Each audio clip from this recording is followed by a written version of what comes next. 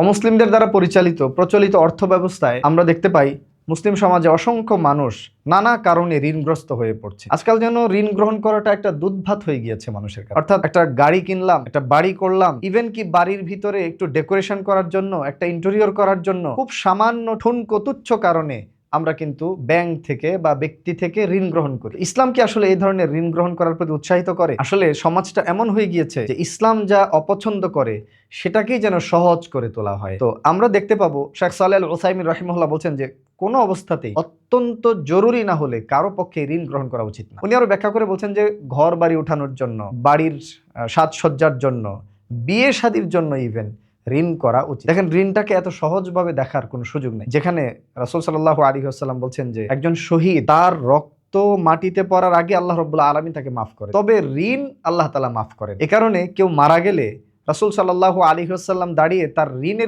ঋণ পরিশোধ করার দায়িত্ব নিয়ে নিন। সবার আগে এটা দায়িত্ব। এই জন্য আমরা এমন ভাবে bank loan, home loan, car loan, তারপরে ফ্ল্যাট কেনার জন্য লোন, জমি কেনার জন্য লোন, ব্যবসা বাণিজ্যের জন্য লোন, এবং এই লোন এক পর্যায়ে গিয়ে আমাদের সমাজের এক শ্রেণীর মানুষের জন্য এটা হাজার হাজার কোটি টাকায় গিয়ে ঠেকে। শত শত হাজার হাজার কোটি টাকা তারা লোন করে ফেলে, ঋণ করে ফেলে। তো এটাকে আসলে এত ইজি করে দেওয়া হয়েছে যে এটা সম্পূর্ণভাবে ইসলামী রীতিনীতিকে এখানে বিনষ্ট করা হয়েছে। দেখেন, যেখানে আল্লাহ রাব্বুল আলামিন সূরা নূরে বলছেন ওয়ালিয়াস্তাফিফিল্লাযীনা লা ইয়াজিদুনা নিকাহান হাত্তা ইউগনিয়াহুমুল্লাহু মিন ফাদলি, যারা বিয়ের সামর্থ্য রাখে না, বিয়ের মতো গুরুত্বপূর্ণ ব্যাপার যেখানে তার পবিত্রতা ও চরিত্র রক্ষা করার বিষয় চলে এসেছে, যেখানে তার গুনাহ থেকে বাঁচার মতো বিষয় চলে এসেছে, সেইখানে আল্লাহ তাআলা বলছেন যে বিয়ের সামর্থ্য যদি কারো না থাকে, আল্লাহ তাআলা যতক্ষণ না তাকে সামর্থ্য দিয়ে দেন তার অনুগ্রহ থেকে, ততক্ষণ পর্যন্ত যেন সে নিজেকে নিয়ন্ত্রণে রাখে, নিজের পবিত্রতাকে বজায় রাখে। রাসূল সাল্লাল্লাহু আলাইহি ওয়াসাল্লাম হাদিসে বলছেন, ইয়া মা'শারাশ শাবাব, হে যুবক সম্প্রদায়,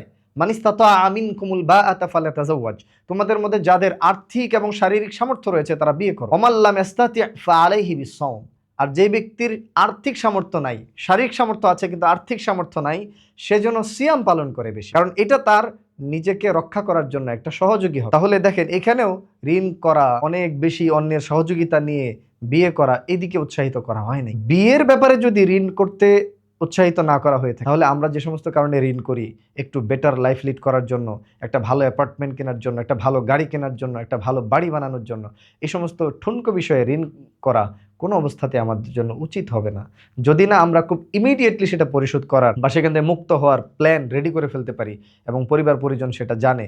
এমন যেন না হয় যে আমি মরে গেলেও আমার ওয়ারিসরা এই ঋণ পরিশোধ করতে পারবে না কোনোভাবেই, আমাকে ঋণ নিয়ে কবরে যেতে হবে।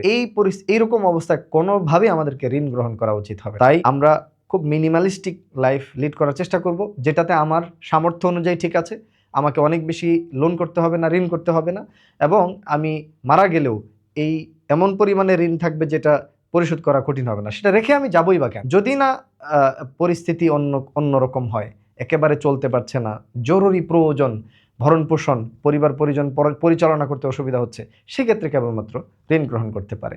আল্লাহ রাব্বুল আলামিন আমাদেরকে ভয়ঙ্কর এই ঋণের ফাঁদ থেকে হেফাজত করে। যে দেখেন, একজন শহীদ মারা গেলে তার গুনাহগুলো আল্লাহ সুবহানাহু ওয়া তাআলা তার রক্ত মাটিতে পড়ার আগেই মাফ করে দেন। অথচ রাসূল সাল্লাল্লাহু আলাইহি ওয়াসাল্লাম বলছেন ঋণ এক্ষেত্রে ব্যতীত, ঋণ যদি তার থাকে এটা আল্লাহ তাআলা মাফ করবে। তাই রাসূল সাল্লাল্লাহু আলাইহি ওয়াসাল্লাম তার সাহাবায়ে কেরামের জানাজার সময় দাঁড়িয়ে তিনি ঋণের দায়িত্ব নিতেন, বলতেন যে ঋণ আমি দেখব। অর্থাৎ এটা নিয়ে কবরে যাওয়া মোটেও কারো জন্য সমীচীন নয়, উচিত। আল্লাহ রাব্বুল আলামিন আমাদেরকে ঋণ মুক্ত সুন্দর জীবনযাপনের তৌফিক দান করেন। আমিন।